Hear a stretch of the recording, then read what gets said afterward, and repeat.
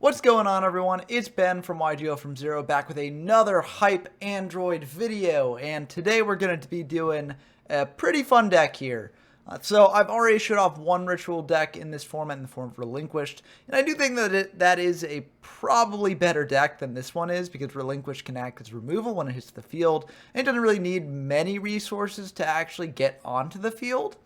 But there is another ritual monster in this set that I think might be okay to play, and that's the Masked Beast. Now, before diving into what this deck actually does and why I built it the way I did, if you like these sort of Android gameplay videos and you want to see more, then be sure to subscribe. We're at just over 650 subscribers. I'd really like to reach 700 by the end of June, so subscribing will help me do that. In addition, if you want to play any of the formats that I feature on my channel for yourself, we have a Discord server, link will be in the description down below. It's a great place to find games in these formats, and we will be having an Android tournament starting Saturday, June 3rd at noon EST.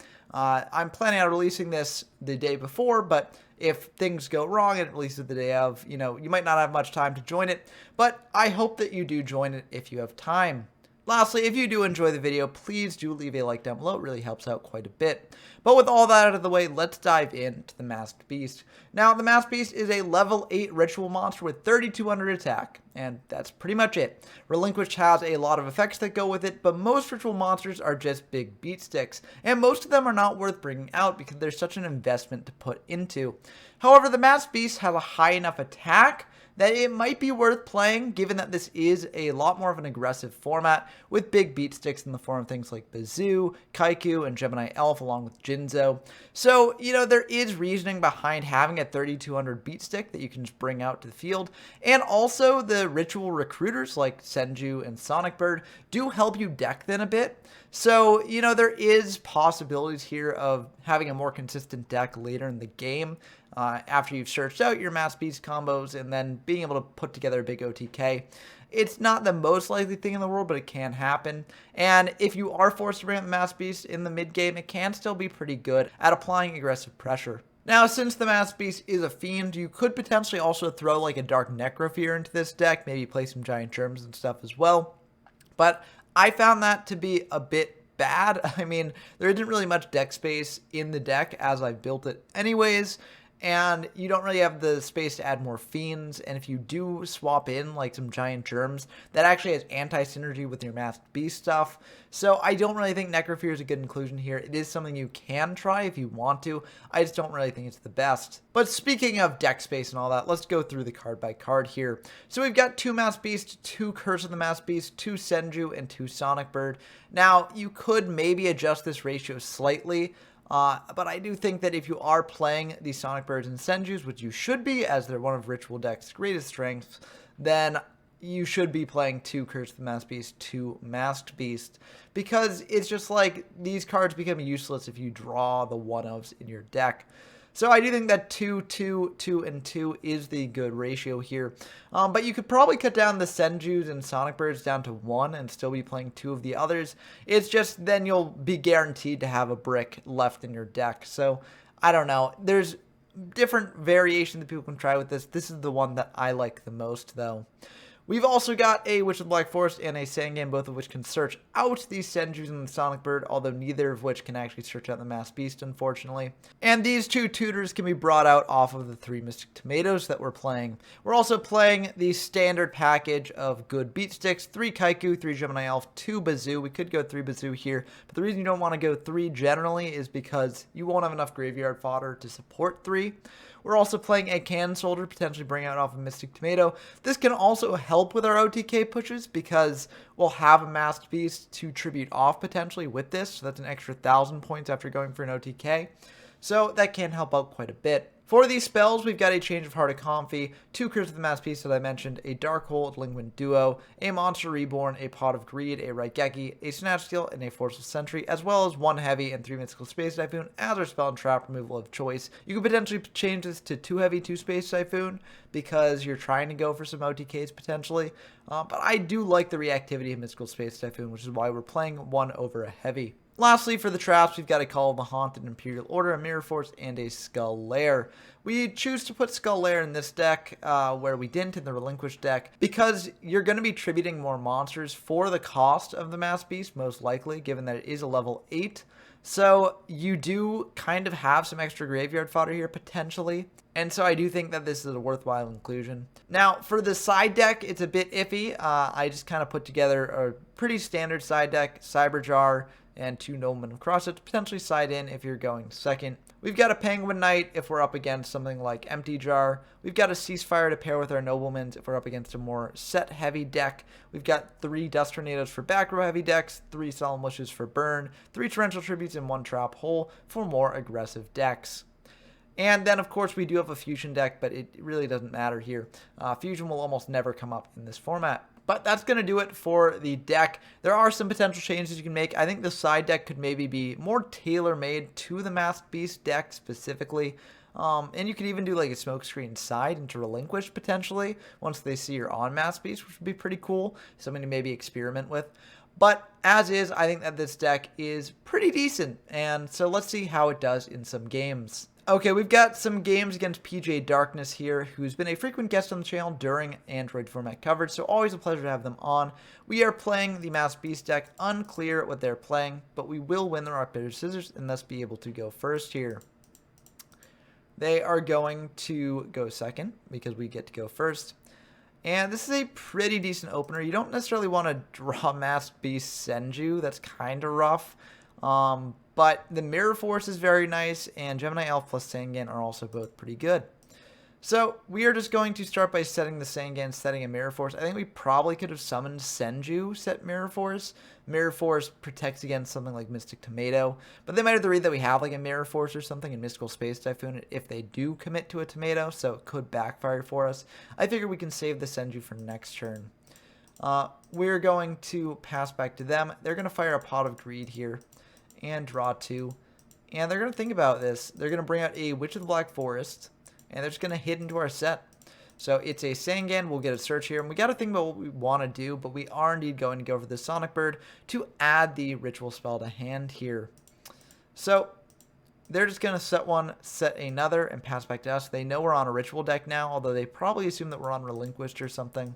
And we don't really need to reveal it just yet. We will summon the Sonic Bird, though, and that will reveal it. So we are going to go for this play, grab the Curse, and we're not actually going to go for the Curse of the Masked Beast yet. They don't actually know that we have access to Masked Beast in hand right now, and if we use Senju to get another copy of Masked Beast, then we could potentially Curse, tributing the Masked Beast for a Masked Beast, which would be pretty good.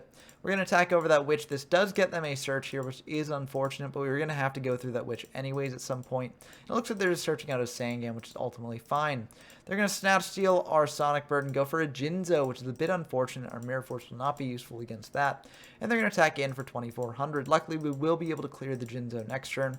We draw another Sonic Bird, so this could give us potential pause here. As you know, now we'd be able to pull our other Masked Beast also online. The issue is that we don't really have the Ritual fodder for that, so I feel like we just want to go for the Senju and just use the Sonic Bird to search out the Curse of the Masked Beast later, just to deck then a little bit and potentially have a Spell and Trap bluff to set. So we're going to think about exactly what to do here. And we are indeed just going to go for the Senju line, grabbing a Masked Beast to hand. And then we're going to Curse, tributing off one Masked Beast for another Masked Beast. This will be able to clear over the Jinzo here. And that will cost them 800. And then we're going to attack in for 14. And they're going to be fine with that. And we're just going to pass back to them. We could Reborn the Jinzo potentially to shut off further traps. But if they've got a Call of the Haunted, that would be really bad for us. So I figure this is fine. They're going to summon out a Gemini Elf and try attacking into the Senju here. And I figured the only reason that they would actually go for this play is if they have something like a Fissure in hand. So we're going to think about this, and we are indeed going to fire the Mirror Force. Let's just check if they did have the Fissure in hand. Oh, they didn't have Fissure in hand. That's interesting. Maybe they had it. Oh, they didn't have a set either. So I don't know. Maybe they just wanted to clear away our Senju. And then potentially go for some big damage with the Change of Heart later. But either way, I'm glad we did that. We are going to draw, and we're going to fire this Monster Reborn, given that we do have Mystical Space Typhoon now. In case they do have Call of the Haunted, we can chain it to that. Or if they have Imperial Order, you know, we can chain it to that as well. They have Magic Drain, though, however, and that's a very interesting tech here. I don't necessarily think Magic Drain is the best in these old formats. Yeah, it can be just, negation without a cost, but if your opponent does have the ability to pay for it, then it's basically a wasted card, and we do indeed have the ability to pay for it. So we'll be able to bring back this Jinzo here and go for game. So we did manage to win game one by pulling out the Masked Beast, which was really cool to see. And I do think that just having a 3200 beater is really good at making a very aggressive clock. Your opponent has to have a way to deal with it or else they lose. And looks like they didn't have a way to deal with it, so they lost. Going into game two here, I think we probably side out the hand rips for the two noblemen in the cyber jar. Again, I'm not sure if this is the best strategy. It's just what I kind of like to do because, especially when playing a jank deck like this, you can't afford to brick on the hand rips later on. I mean, nobleman can also be a brick, but I think it's ultimately fine. So we'll just do this. Nobleman also helps us get a bit more aggressive with the Masked Beast, so it's nice for that as well. And they're just going to start with a summoned Sangan, set back row, pass. I mean, this is fine. We're going to fire Pot of Greed here, draw 2, and we're feeling pretty good about this. We're going to think of it. We're going to summon the Senju, search out a Masked Beast from deck, and just hit over that Sangan there. They are going to take it, and they're going to search out a Mystic Tomato here. And now main phase 2, we've got 7 cards in hand, so we got to set something. I think we probably should have just, pro set the Heavy Storm, bait them into setting more, and then firing the Heavy Storm. But I figure the fact that they did not have a back row to deal with our Senju here could mean that they're saving it. But it could also mean that their back row is something like Mystical Space Typhoon instead. And if that's the case, I don't really want to set a Heavy Storm into that. So actually, knowing that they got Mystic Tomato and will be able to get more aggressive here, I think I actually want to set the Nobleman instead. And then I'm okay having this later if I have to. But also, it doesn't seem like they're going to be playing into it anytime soon. They're going to bring out a Mystic Tomato here, and they're going to attack into our Senju. And they'll get out another card here. They're going to get out another Mystic Tomato, attack in again for 1400. Set another and pass back to us. And this makes me really wish that we did indeed have the Heavy Storm set here, as this would be a lot better for us. So I do think that we do just want to fire the Heavy Storm and go for Tomato Crashing, so that way we can thin our deck a bit and also get out a Recruiter. And we do know that we do win the Tomato War here, so I think that's fine. And we want to make sure our Tomato actually does stick the landing. It's a very powerful card. So we are going to go for the Heavy. They've got a Magic Drain here. We actually have an interesting decision. We could potentially just let that go through. We preserve our Nobleman of Crossout. But the fact that they're Magic Draining means that they probably have a back row that they don't want us to hit here. So I think that honestly it might be fine just discarding the Curse of the Masked Beast. We can always search out the other copy from our deck after we get out a Recruiter off the Tomato and search out a Sonic Bird. So I think, honestly, we are just going to discard the Curse and lose our knock, but they lost a Torrential Tribute, which, honestly, I'm fine with. We're going to attack into their Tomato with our Tomato, search out another Tomato. Let's see what they search. They're searching out a Tomato. I did this in the wrong order in the game. It should be they search first, then we search, but I figured they were getting out a Tomato no matter what, so it didn't really matter there. They're going to search out a Mask of Darkness, which is very interesting. That tells me they probably have a Witch of the Black Forest in hand. So they're just doing this to sort of chump block. And that's good to know about the Witch in hand. Main two, we're just going to set this Imperial Order, pass back to them. They've got Mystical Space Typhoon. We're just going to fire the Imperial Order to prevent that from going through. And they've got a Kaiku the Ghost Destroyer. This will be able to hit over our Sangan here. We will be able to get a search, and I think I do want to just search the Sonic Bird here to get access to the Curse of the Masked Beast for later. We do have Imperial Order up, which is unfortunate. But we draw another Masked Beast, which I think actually might make going for the Masked Beast play this turn worth it. We were originally planning on just crashing the Kaiku and saving the Sonic Bird for later. But now that we can use the Masked Beast to hit over the Kaiku, it might be a better choice. And we are going to think about this and just let the Imperial Order die. We're going to use Sonic Bird, search out a Curse of the Masked Beast there. And we are going to go for a Curse of the Masked Beast for a Curse of the Masked Beast. We're going to hit over their Kaiku and get in for a fair amount of damage. This is a bit of a fragile board state. We don't have any back row, so if they do have any blowout cards, then we are in a tough spot. But I feel ultimately okay with this. I think this was probably the best move we could do here. Unfortunately, they do have a Snatch Steal, and they're going to reborn a Kaiku in addition to that. They're going to bring out a Witch of the Black Forest here as well. Hit over our Sonic Bird, banish 2. and then get in for 4,300 more. And this is really bad for us. We're down to 1,100. We will gain 1,000 next turn, but the Mass Beast is such a big monster that, you know, it might not even matter.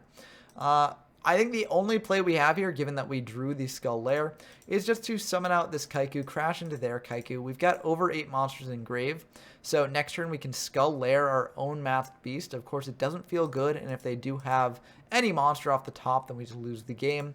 But unfortunately, they have a Mystical Space Typhoon, which will just do the same thing. Let's see what else they had. They had a Mass Dark, so actually, if the Skull Lair went through, we might not have been dead here, but I feel like we weren't in a pretty good position given that we were very low on cards at that point in the game. So we do lose this game. Maybe if I'd sided differently, you know, the Nobleman would have been a hand rip, which could have been a lot better for us here. But, you know, hindsight's 20/20, and you never know what's going to happen in the games themselves. So I think we played that pretty well, and this does show a flaw of the Mass Beast deck. It's a very aggressive monster, but if your opponent's able to use it to get aggressive on you, then it could backfire stupendously, and that's what happened here. But we're going to go into game 3, I think, keeping the deck largely the same. We side back in the hand rips, I think, since we're going first. But, you know, I'm honestly shocked that this deck managed to win one game at all. Like, I figured that it had a lot stacked up against it, and I mean, game 2 showed that it really does, but it's performed better than I thought it would. We're just going to start out with a Sonic Bird here. This is fragile to a Mystic Tomato summon on our opponent's part, but I think it's ultimately fine.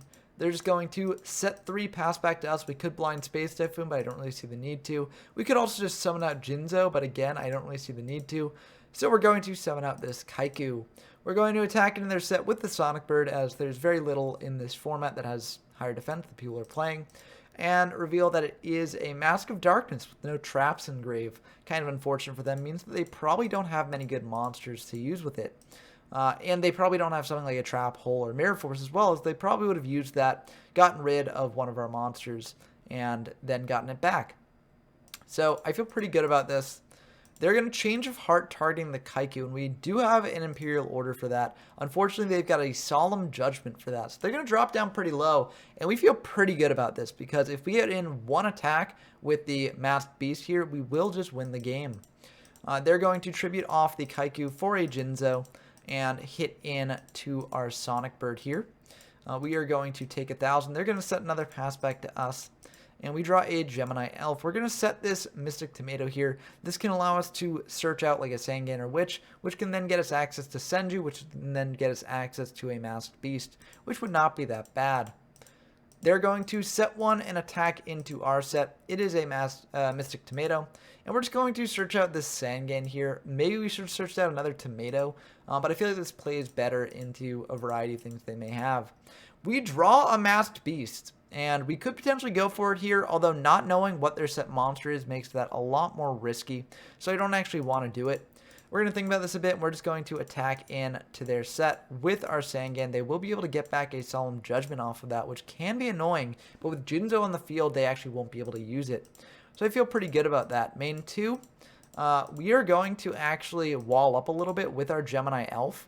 And this could potentially bait them into misplaying if they think that this is actually a live monster here. Something like a Magician of Faith or a Cyberjar. They may play differently than they would have otherwise. So that's why I go for this. I also figured that we do potentially have a lethal line with the Masked Beast either way, so we don't really need to stockpile a bunch of monsters here.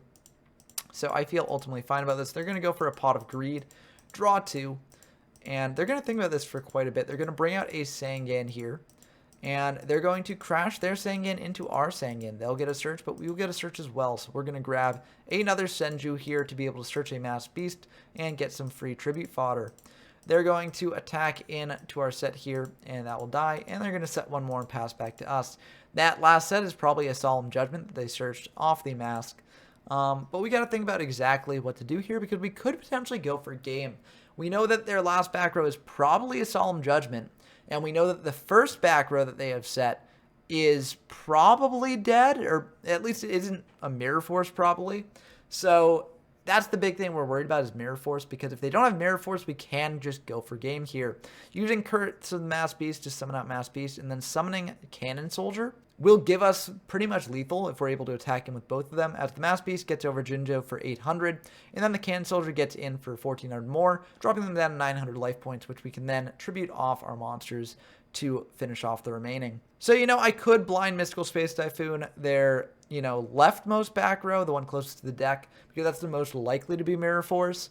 But I don't actually think it's worth doing that. I probably want to keep it for in case they do actually have something that can cause us problems. I feel like we'll be in a pretty good position just clearing the Jinzo and getting some monsters on field.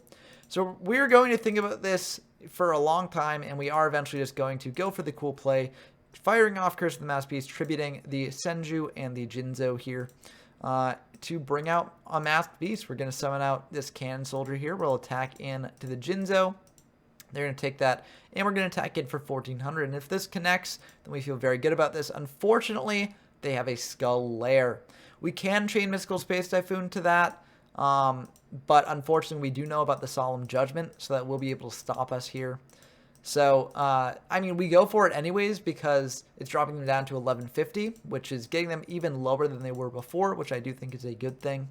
And it also wastes the Solemn, so we feel pretty good about that. Unfortunately, they do have a Raigeki, and they'll just set one and pass back to us. We draw a Senju, which I believe is... Okay, it's still live, so we can at least deck thin with it.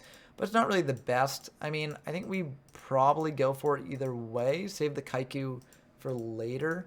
And it looks like we are indeed going to do that. We'll attack into their set with the Senju, and they'll get a Kaiku there.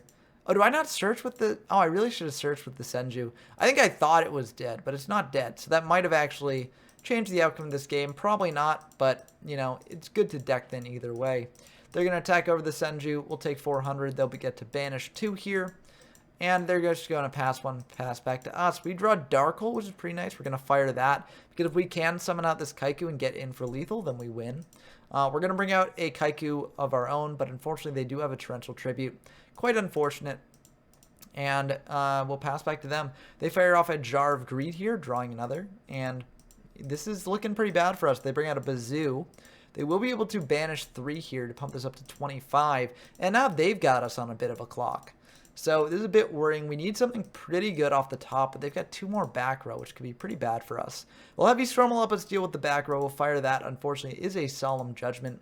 So they will drop down to 575, which is actually a really terrible number for us, because if we draw something like Monster Reborn, we could have Monster Reborn, brought back Cannon Soldier, and, dealt that last bit of 500, but unfortunately they are just a little bit above 500 here.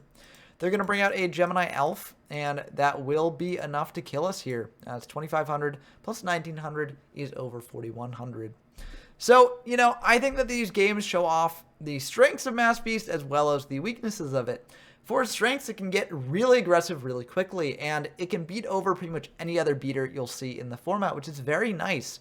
Unfortunately, it is very fragile after that point. And given the aggressive nature of Android format, things like Bazoo, things like Gemini Elf can really put you on a very short clock if you do wind up in these sort of low resource situations after your board's been broken. Relinquished sort of made up for that flaw in the ritual monsters because it was removal as well. So you'd be like trading like 2 cards to bring it out, but in the process you'd get a monster on field and also get to suck up one of your opponent's monsters. So it kind of evened out. Here, you're like spending 3 cards to bring out the Mass Beast, and if you don't win, I mean, the Mass Beast doesn't really do anything for you except active damage and potential removal if it can beat over a beater. So all in all, I don't think this deck is that good. I do, however, think it's really fun, so it could be like a good rogue option if people want to play around with it.